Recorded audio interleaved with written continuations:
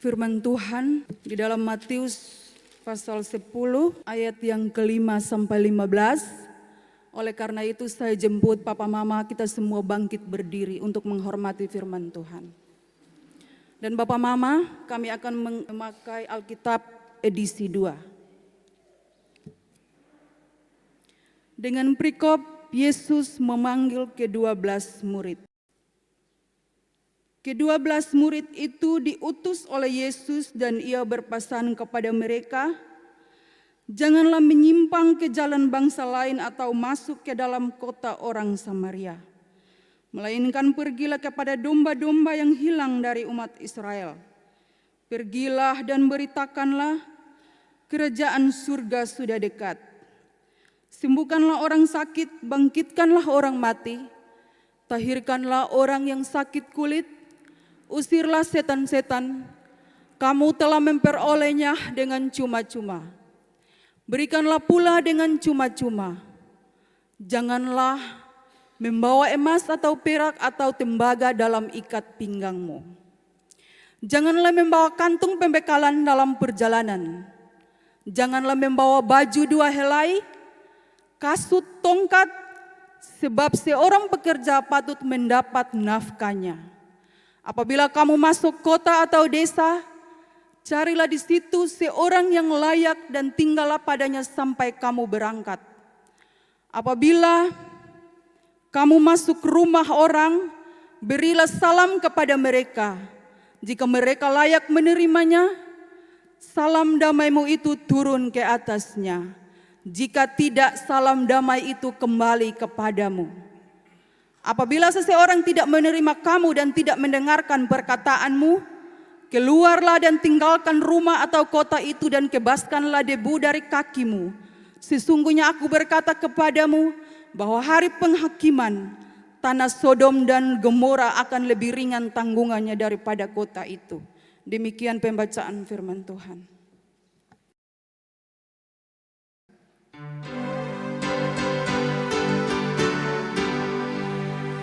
Haleluya, haleluya, haleluya.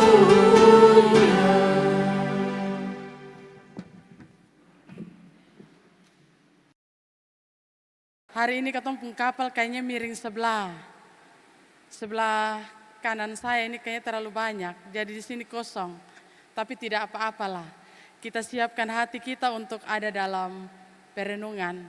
Dan hari ini Bapak Mama, kita ada di minggu terakhir Epifani dan kita akan masuk dalam minggu sengsara pada minggu depan. Dan tema minggu ini Bapak Mama, Sinode Gemit memberikan judul bagi kita, yaitu kita diutus Kristus untuk memberitakan kerajaan surga. Bapak Mama kekasih Tuhan, sebelum Yesus menjalani derita kematian, ia memandang bahwa penting mempersiapkan para murid untuk suatu misi memberitakan kerajaan surga di tengah dunia. Bapak Mama kekasih Tuhan, saya memulai perenungan saya ini sekali lagi dengan sebuah ilustrasi. Semoga Bapak Mama don't jam bosan ya. Tiap minggu Mama tua main ilustrasi terus. Saya memulai ini dengan ilustrasi. Coba kita membayangkan kalau dunia ini, artinya kota kita, tempat di mana kita berada ini gelap gulita. Kemudian tidak ada cahaya sama sekali. Pokoknya gelap. Tidak ada cahaya sama sekali. Nah, orang-orang di dalamnya berjalan dalam kegelapan.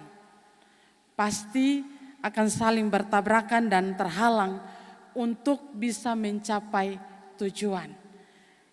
Contohnya, kalau saya mau jalan pergi ke depan dalam gelap gulita, tentu pasti saya terhalang dengan meja atau saya bisa bertabrakan dengan orang lain yang berpapasan dengan saya.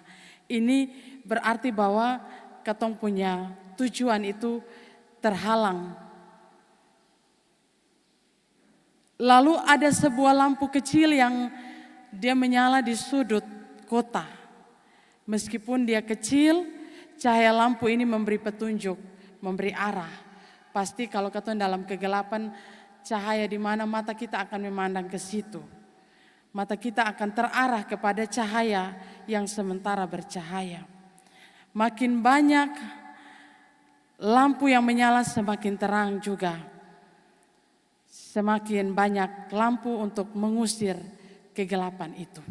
Nah, Papa Mama kekasih Tuhan, ini ilustrasi mau memberi kita sebuah makna bahwa kita ini sebagai orang Kristen, kita diutus untuk menjadi cahaya di dunia yang gelap.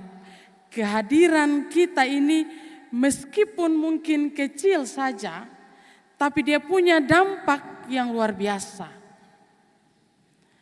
Dia dapat membawa kita kepada terang dan kemudian itu menjadi sebuah harapan bagi mereka yang notabene hidup dalam kegelapan dosa.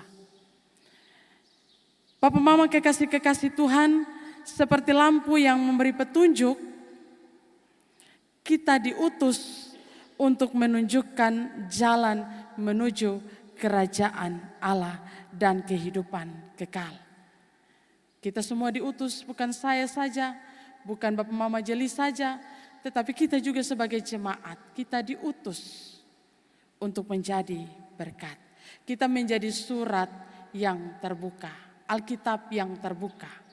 Bapak Mama kekasih Tuhan, dari bacaan kita hari ini, Injil Matius pasal 10 ayat 5 sampai dengan ayatnya yang ke-15.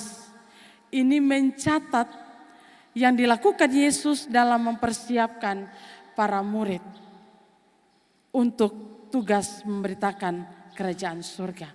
Dan saya mencatat itu dalam 4 poin bagi kita hari ini. Poin yang pertama Bapak Mama, bahwa para rasul dipanggil, diutus. Kita semua ini adalah para rasul. Orang-orang yang dipanggil, yang diutus. Mungkin katong punya konsep mungkin bagian kecil sebagai kehidupan keluarga, ada yang bekerja mungkin di kantor, ada yang melayani di gereja, mungkin ada juga yang bekerja di mana saja posisi kita. Kita dipanggil untuk suatu tugas mulia, diutus.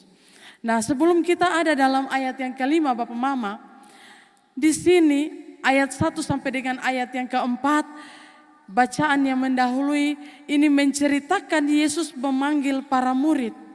Rasul berarti orang yang diutus. Mereka ini dipanggil tidak untuk menikmati persekutuan dengan Allah itu sendirian. Tetapi mereka dipanggil, diutus sebagai para murid untuk menyampaikan berita keselamatan, untuk menyampaikan berita kerajaan surga. Kerajaan surga yang semakin dekat itu hadir dalam diri Yesus. Yesus hadir untuk menebus, menyelamatkan orang-orang yang percaya kepadanya. Dan para murid telah menikmati anugerah itu secara cuma-cuma. Dan mereka tidak menikmati itu secara sendiri Bapak Mama. Tapi juga semua orang yang dipanggil akan menikmati anugerah itu secara cuma-cuma untuk sebuah penyelamatan. Namun juga memberikan kesempatan kepada orang lain juga boleh merasakan kasih Allah dalam Kristus yang menyelamatkan itu. Maka tugas orang Kristen adalah mereka memberitakan kepada banyak orang yang belum percaya, kaum yang terhilang, kaum yang tersesat, untuk mereka datang percaya kepada Yesus, untuk percaya kepada Tuhan. Tuhan sebenarnya bisa mengerjakan itu sendiri, tetapi dia tidak melakukan itu. Dia mau kita menjadi kawan sekerja untuk ada di ladang misi tentang kerajaannya. Maka berbahagialah kita yang mau dilibatkan sebagai kawan sekerja di ladang misi Allah. Kalau kita hari ini dipercayakan mungkin menjadi penatua, kita dipercayakan menjadi pendeta, atau kita dipercayakan menjadi guru, kita dipercayakan menjadi polisi, maka mari kita kerjakan tugas panggilan kita dengan penuh sukacita. Jangan dengan bersungut-sungut atau dengan segala keluh kesah. Kebanyakan kita, orang-orang yang diutus, kalau dia pun gaji besar pasti katong senang. Tapi kalau dia tidak ada gaji atau tidak ada insentif, maka pasti orang tidak mau untuk diutus. Orang tidak mau melakukan sesuatu yang mereka rasa bahwa saya buang satu pekerjaan sia-sia tanpa diupahi. Tapi sebagai orang-orang yang diutus, kita selaku kawan sekerja, kita diberikan kesempatan, maka mari kerjakan itu dengan penuh sukacita. Karena Tuhan melibatkan kita sebagai kawan sekerja di ladang misi Allah. Melakukan segala sesuatu dengan sukacita. Poin yang kedua, Bapak Mama, Yesus melengkapi dengan kuasa. Karena itu kita jangan ragu, seorang utusan tidak pergi dia membawa diri dan wibawa pribadi. Karena ketika dia diutus, dia berdiri di depan saja, wibawa Allah yang mengutusnya ada pada dirinya. Bagaimanapun Yesus yang mengutus para murid, mereka pergi, mereka membawa wibawa sang pengutus. Untuk itu Yesus melengkapi dengan kuasa supaya kita bisa memberitakan Injil. Kita bisa berkata-kata dalam berbagai cara yang Tuhan berikan sesuai dengan talenta kita. Mereka pergi membawa wibawa Yesus. Jadi kita yang diberikan talenta hari ini, mungkin kita sebagai perawat, kerjakanlah itu dengan sukacita. Jangan kita melayani dengan sungut-sungut atau dengan susah hati. Ada orang-orang yang melayani tetapi mereka sepertinya tidak suka dengan pekerjaan mereka. Apalagi pekerjaan mereka harus memegang luka orang, merawat orang yang terluka, orang lumpuh, orang yang mungkin mereka ada dalam penyakit kusta dan lain-lain. Mungkin mereka merasa jijik. Tapi kalau kita diberikan tanggung jawab, Tuhan melengkapi kita dengan kuasa-Nya, maka mari kita pergunakan kuasa itu sebagai bentuk untuk kita membawa sukacita bagi orang yang kita layani. Jangan dengan sungut-sungut. Orang baru datang, katong sudah tahu ini muka orang mau masuk, bukan dia sembuh tapi dia sakit. Berikan senyuman yang terindah. Dalam kehidupan kita juga demikian. Tuhan memberikan kita kuasa untuk menjadi orang-orang yang saling mengasihi. Jangan kita ada dalam suatu persekutuan, tetapi persekutuan menjadikan suatu persekutuan yang ada di dalam itu menjadikan kita orang yang orang bilang kalau kita datang ini, orang bilang baru muncul dari jiku rumah, orang sulihat ketong pun baju, sulihat ketong pun rambut, orang bilang begini, susah sudah datang. Karena ketong datang itu bukan jadi berkat bagi orang, tapi bawa sesuatu yang tidak baik. Apalagi yang katong sebagai orang-orang yang suka duduk, bagosip, duduk menceritakan orang punya son baik, maka katong baru muncul mau masuk dalam sebuah kumpulan orang semua datang, ada yang datang tapi ada yang jalan, kasih tinggal kita sendiri. Mari kita menjadi orang-orang yang Tuhan melengkapi kita dengan kuasa, tetapi kuasa itu membuat kita menjadi orang-orang yang selalu dirindukan. Kalau kita tidak datang, kalau nggak ada lu nggak rame deh. Katong rasa bahwa kita, lu ini sesuatu yang luar biasa. Kalau ada lu ini katong rasa bahwa katong punya hidup nih diberkati. Jadi ketika kita ada dalam persekutuan, kita menjadi orang-orang yang sungguh diberkati. Kita diberikan kuasa untuk menjadi sesuatu yang baik dalam persekutuan kita. Bukan menjadi sesuatu yang bisa mencelakakan atau menjadi sesuatu yang merusak persekutuan kita. Bapak Mama kekasih-kekasih Tuhan, ketika kita juga diberikan talenta untuk menyembuhkan orang, terus orang lain sembuh, jangan kita pukul dada bilang, itu saya yang kuasa. Jangan katong rampas Tuhan pun kuasa. Itu karena Tuhan, maka katong punya talenta untuk menyembuhkan. Jangan rampas hormat dan kemuliaan Tuhan bagi hormat dan kemuliaan diri kita sendiri. Papa mama kekasih-kekasih Tuhan, yang poin yang ketiga, Yesus melarang para murid membawa harta dan bekal. Saya baca ini ayat ini Bapak Mama. Saya bilang waktu saya pergi sekolah, saya pergi studi di Makassar, saya pun tas itu penuh Bapak Mama. Mau makanan ini mungkin 1 bulan baru habis. Saya tidak tahu ini mau pegang baju kok, mau pegang ini makanan. Saya pun Mama mempersiapkannya dengan baik. Logikanya Bapak Mama, Yesus bilang bahwa Yesus melarang para murid untuk membawa apa-apa. Perlengkapan untuk menghias atau mempercantik katong punya diri, apa-apapun, bekal, makanan, segala sesuatu, bahkan pakaian tidak boleh dibawa. Kalau ini katong mau pergi di suatu tempat, katong sonde bawa pakaian, tentu saja katong pakai pakaian yang ada di badan nih Bapak Mama. Orang son akan dekat katong lai, apalagi pakaian pakai 1 minggu. Orang son akan dekat ketong.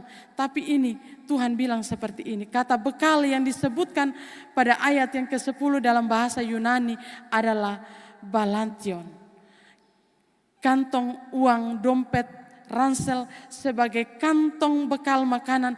Kebiasaan membawa kantong uang, dompet, ransel sebagai bentuk kantong bekal makanan adalah kebiasaan orang pengemis yang meminta belas kasihan. Ini yang Tuhan mau supaya katong jangan bawa apa-apa. Tapi tentunya itu dalam bacaan. Katong jangan menafsirkan itu secara lurus. Tapi ini sesuatu yang Tuhan minta bagi kita supaya pekerjaan misi mewartakan damai sejahtera Allah harus ditandai dengan sebuah kebergantungan kita. Jadi katong bergantung kepada Tuhan, katong tidak perlu terkurung, terpenjara dengan katong pun segala kekhawatiran. Terkadang katong khawatir mau pergi di suatu tempat, katong mesti mempersiapkan segala sesuatu. Katong mesti mempersiapkan katong punya uang, bekal, sebagai katong punya bekal ke depan ketika kita ada dalam pekerjaan, pelayanan. Katong bawa barang-barang, karena itu sebagai keperluan kita. Tapi Tuhan mau kepada kita bahwa kalau kita mau mewartakan damai sejahtera ditandai dengan kebergantungan kita, kalau kita bergantung kepada Tuhan maka segala sesuatu Tuhan siapkan dengan baik. Ada amin ku Bapak Mama?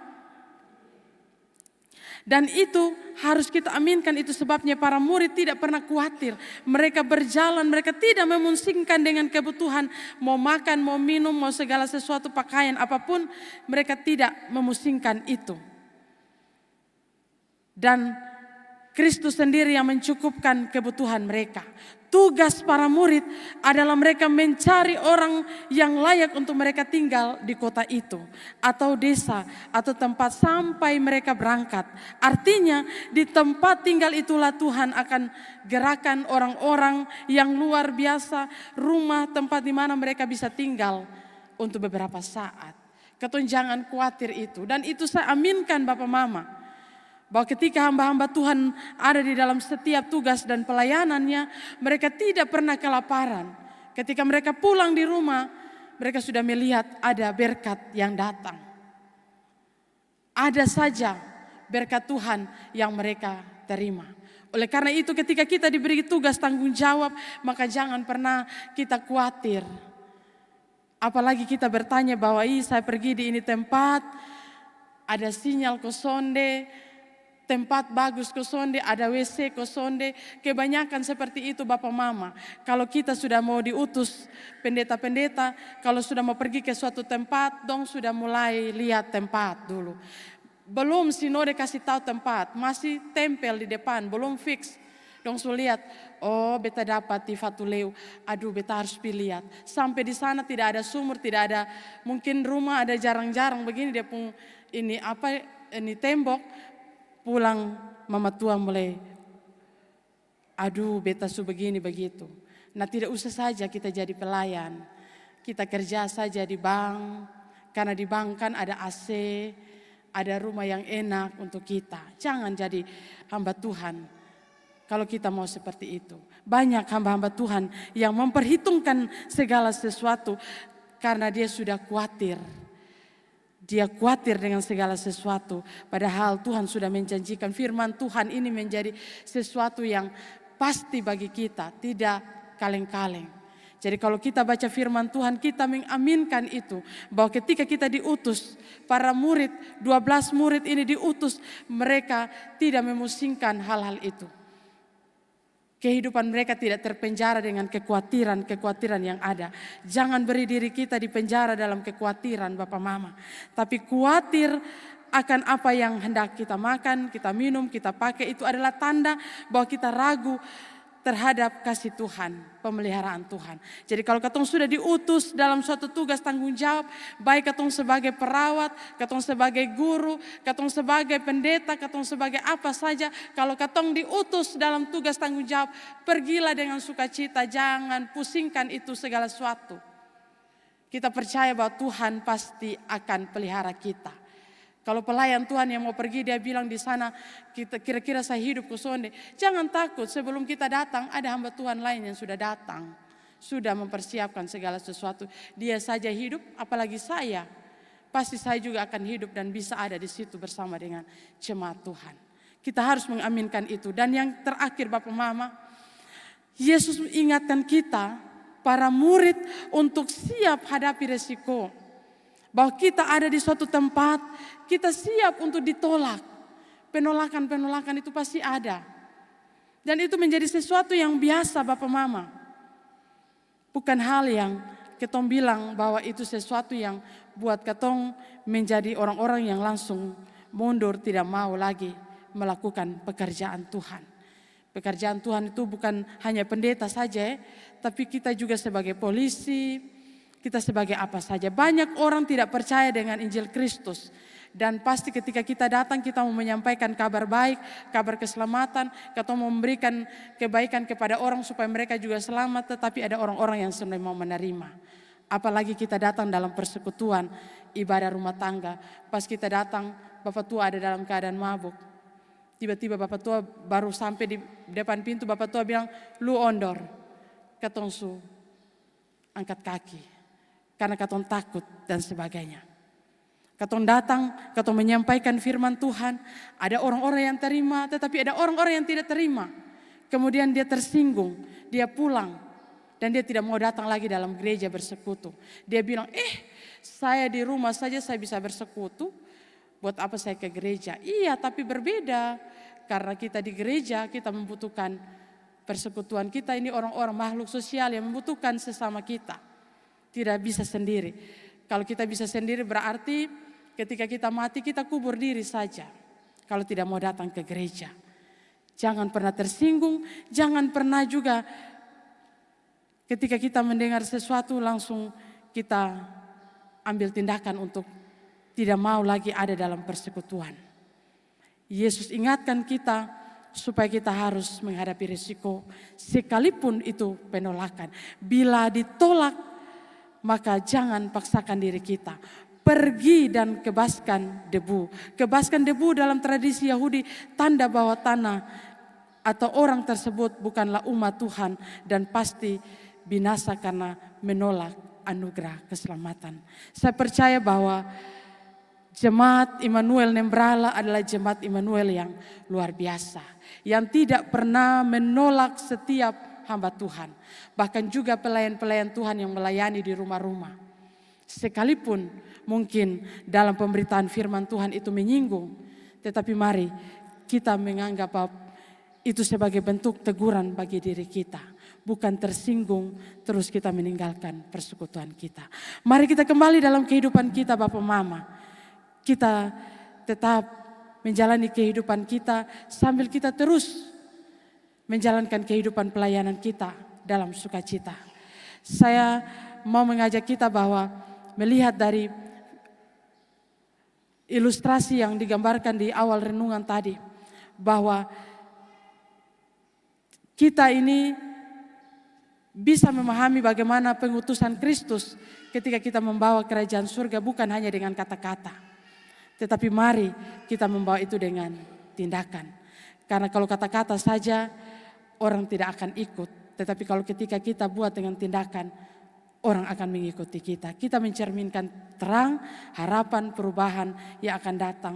Walaupun kita dipanggil untuk menjadi bagian dari rencana yang besar, meskipun kadang-kadang kata menganggap dan kata tidak melihat hasilnya, tetapi secara perlahan kita akan melihat hasilnya suatu ketika nanti. Tuhan memberkati kita dengan firman-Nya. Amin.